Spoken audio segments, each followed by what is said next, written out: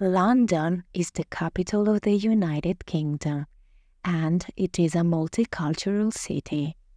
With its vibrant economy, it has always attracted many people, making it one of the largest cities in the world. Throughout history, London has had to deal with unpleasant situations, such as epidemics, wars, fires, and bombings that have brought the population to its knees more than once. Thanks to its extraordinary tenacity and brilliant way of reinventing itself, London has always managed to rise from its own ashes, literally.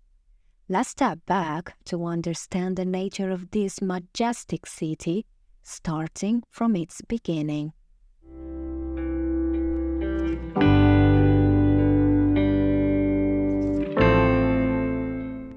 The importance of London lies in the River Thames, which has always given the city a perfect position for trading. The potential of its location was first understood by the Romans, who arrived in 43 AD. Londinium, as it was called in the early days, was a Roman city. The Britons, who were divided into simple tribes, considered the Romans as oppressors. In fact, at the beginning of the Roman occupation, the Britons were subjected to plundering and the collection of illicit and exorbitant taxes. This caused violent conflicts. One of the biggest was the rebellion of a group of natives led by Queen Boudica, who attacked London, massacring the population and razing the city to the ground through a fire. The Queen took advantage of a momentary absence of the Roman army, which, once back, stopped the rebellion. The gesture of Boudica and her followers did not go unnoticed. In fact, in 1902, a statue was erected in her honor, facing Big Ben and Westminster Palace. After the rebellion led by Boudica, the Romans changed their attitude towards the natives and began an integration based on seduction. In fact, the Romans began to build beautiful palaces and import new food from far away. This attitude, typical of the Romans, encouraged the Britons to adopt the Roman lifestyle and culture in a completely natural way.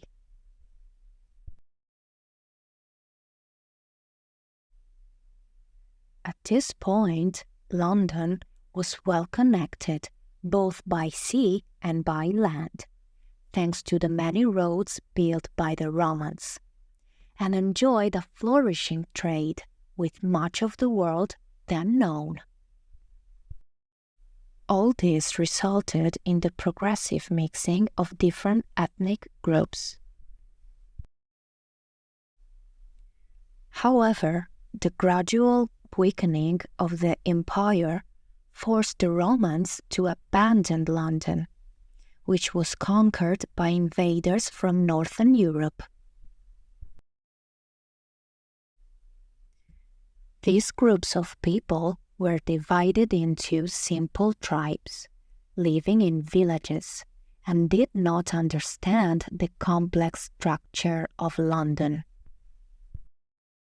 For this reason, the city fell into oblivion for more than 400 years.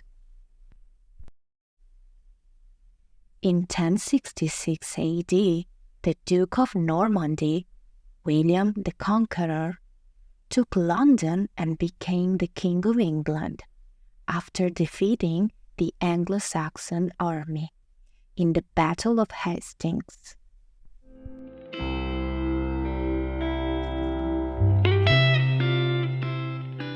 The dimensions of London during the Middle Ages were very small. It was only what we today call the city, the central district that is the oldest part of the city.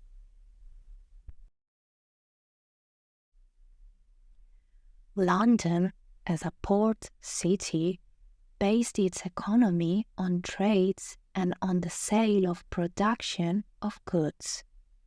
In fact, many of its streets were, and still are today, dedicated to various commercial activities, such as, for example, Milk Street.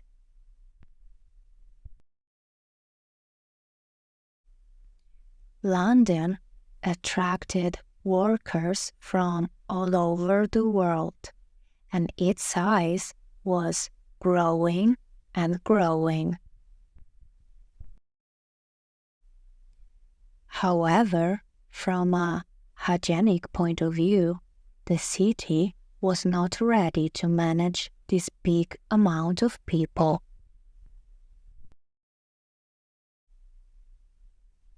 In the 14th century AD, everything was thrown into the water of Thames. Waste made from animal, human excrement, as well as waste from many industries.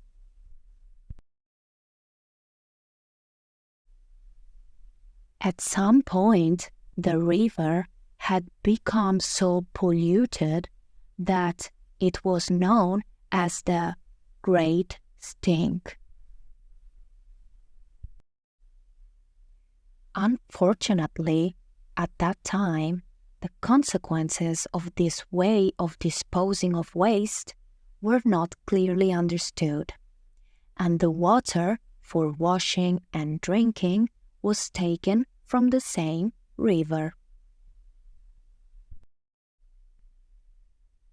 In 1348, the global pandemic of the Black Plague arrived in the city. Infected people developed skin spots, followed by fever, general weakness, and gastrointestinal disorders that could lead a person to death in a few hours.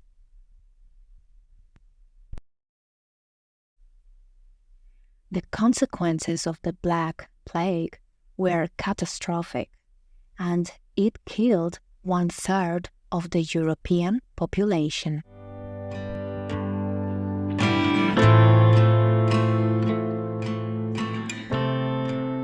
Around 1500, London recovered from the pandemic, and 2 parts of the city were marked.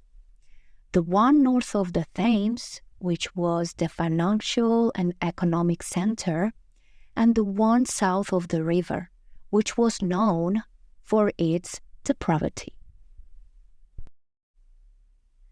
Despite its bad reputation, South London was the birthplace of cultural experiences that gave birth to the great English literature.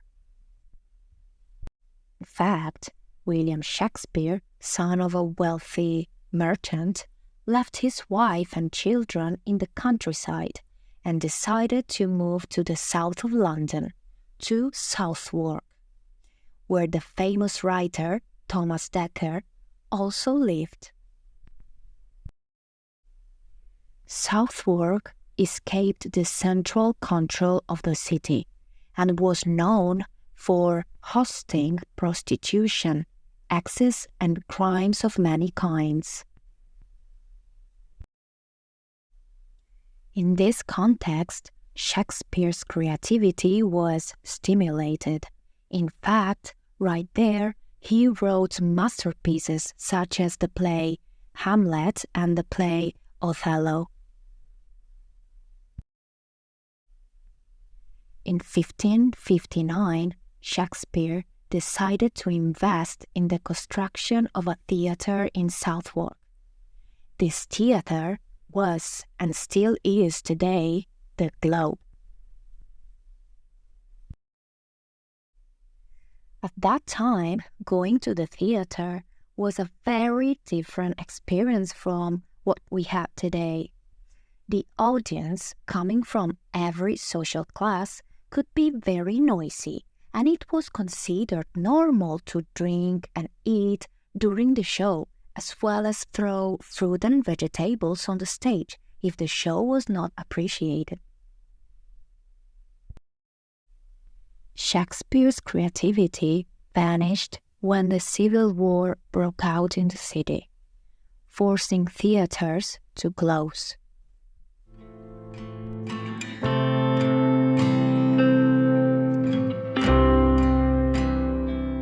The English Civil War began in 1642 and pitted the supporters of the king against the supporters of Parliament, which included the Puritans. The Puritans were followers of Puritanism, a religious and cultural movement whose aim was to purify society and the Church of England from all forms not provided from the Holy Scriptures. The war was won by the supporters of Parliament, who abolished the monarchy and created a republic led by a Council of State headed by the Puritan Cromwell. With Cromwell's rise to power, the city's spirits went down and a dictatorship began. In particular, the Puritans considered all theatres to be nests of corruption, and this led to their closure. In 1660, the monarchy was restored, and King Charles II took his throne. Everyone hoped for better times.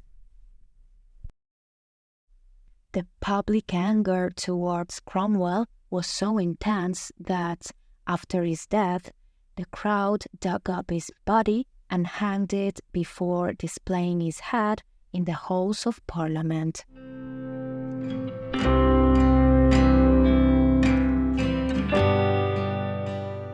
1666, London was hit by a new epidemic of the plague and by the Great Fire, which lasted 5 days and destroyed most of the city. The fire started in the early hours of September 2nd in a bakery in Pudding Lane on the north bank of the Thames. Because of a strong wind, flames quickly spread everywhere. Thanks to the detailed maps created by the Bohemian artist Hollar during those years, we have evidence of London before and after the fire, and those maps are still in the Museum of London. London was destroyed by the fire, and King Charles II had in mind a reconstruction focused on the architectural scheme of the time. In fact, Charles II had visited several European cities and was impressed by the beauty of their monuments and infrastructure. London, on the other hand, before the fire, was a collection of shaky houses. Between 1671 and 1677, a commemorative monument was built near Pudding Lane, where the fire started. It is 65 meters high, and it is possible to reach the top by buying a ticket. The responsibility of giving a new setting to the city was in the hands of the architect Christopher Wren, to whom we owe the current shape of London. One of the most difficult tasks was to restore St. Paul Cathedral, which had been severely damaged by the fire. Given its size, St. Paul Cathedral had always been the symbol of London, and it was necessary that he had characteristics of an Anglican church.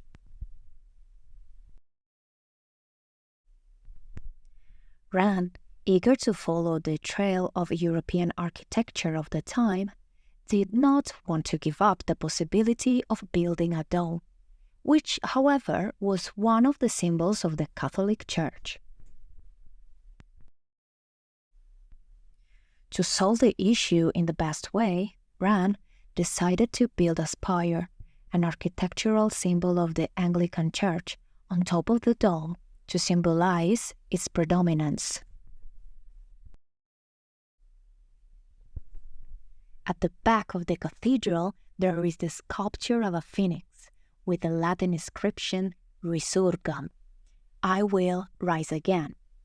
Just like a phoenix, London had risen from its own ashes. In 1710, the work on the cathedral was completed, and the new city asset was given.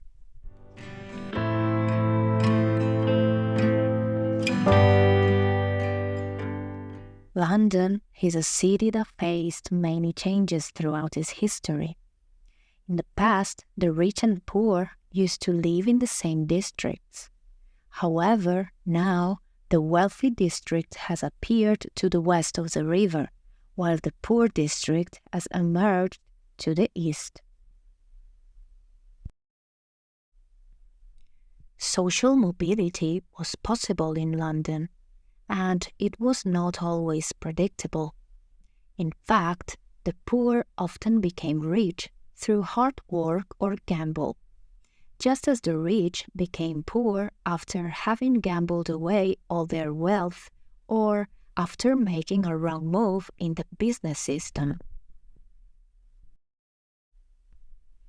Those who failed often ended up living in corrupt neighborhoods. Since the early 1700s, the advent of gin made the situation worse. Gin, an alcoholic beverage from the Netherlands, was very cheap and became very popular among the poorest.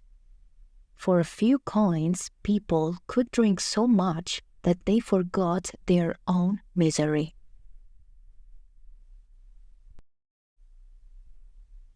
As a consequence, alcohol addiction among the poorest people spread and grew day by day. Crime and prostitution increased, as it was possible to pay for drinks.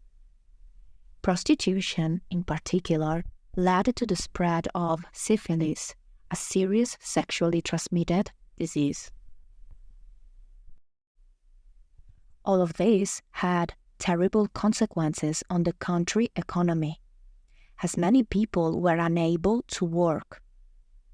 As a solution, it was decided to gradually tax the sale of alcohol until it reached a very high price and was inaccessible to the poorest.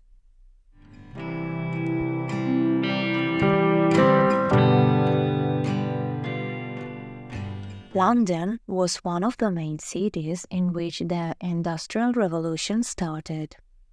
It began in the 18th century and reached its peak during the reign of Queen Victoria.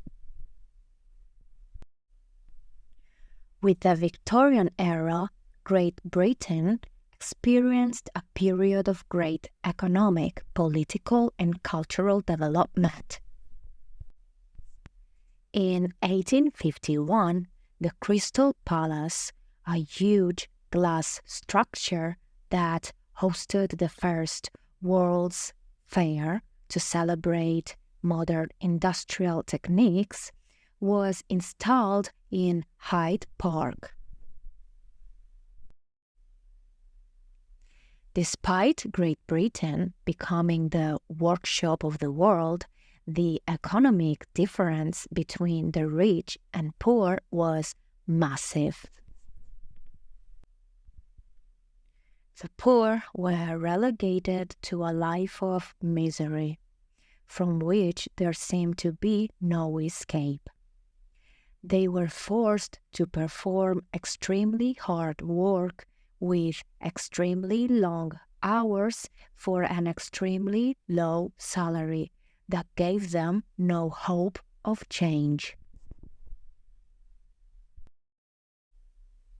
In some cases, poverty had encouraged child abandonment, and malnourished and sick children roamed the streets of London, living on alms and theft.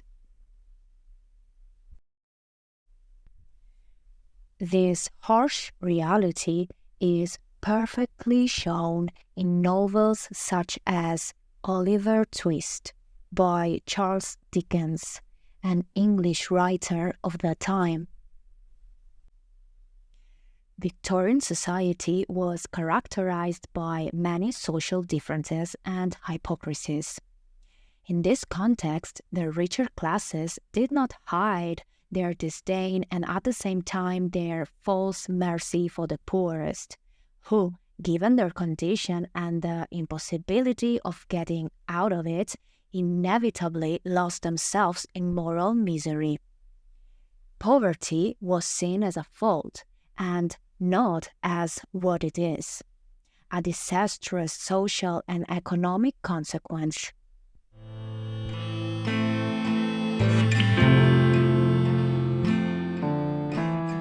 The 19th century was characterized by the advent of the railway, which allowed the city to expand, as it enabled connections with more territories. Social life was decentralized, as it became possible to live in one neighborhood and work in another. Within a few years, King's Cross, St. Pancras, Euston and Paddington stations were built in London. Moreover, the Necropolis Railway had been opened. It was a railway line designed to transport the dead to cemeteries outside the city. The coffins and mourners were loaded into a train called the Black Cat and taken to Brookwood Cemetery, also known as the London Necropolis, about 40 kilometers from the city. This is still one of the largest cemeteries in the United Kingdom, and it is still connected to the centre of London by train. Despite the proclaimed virtues of Victorian London, social class was important even among the dead. In fact, on the Necropolis Railway, the first, the second, and third class could be used. The differences between them were significant. The dead ones who could afford first class in their life were given a carriage and even a funeral procession, as well as a specific place in the cemetery. The coffins of the poorest class, instead, were put among the other coffins and sent to a mass grave. However, the railway did not completely solve the problem of congestion in London, and in 1863 the Metropolitan Railway began the world's first underground railway. The idea of the London Underground Railway was based on the invention of the French engineer Marc Brunel and his son Isambard. They thought about a tunnel that passed under the Thames. The idea was to create a tourist attraction where fairs and events could be held. The tunnel was built between 1825 and 1843, using a protective shield that allowed workers to do their job safely. However, the gases present in the soil led to the death of many workers. Once in use, the underground became very popular as it was a valid alternative to London traffic. However, those who used the subway at the time risked dying of suffocation because of the steam trains. London entered the 20th century as the capital of one of the greatest powers in the world. After the Second World War, London was severely damaged due to German bombings that destroyed much of the city, killing many civilians and leaving many homeless. However, as always, London was able to rise from its own ashes and reclaim its role in the world. London has always been a target for those who want or need to turn their lives around. It is the city where everyone can feel at home and never really like a stranger. London is the city of possibilities, and as such, you could get lost in it, or else you could reinvent yourself and keep on dreaming.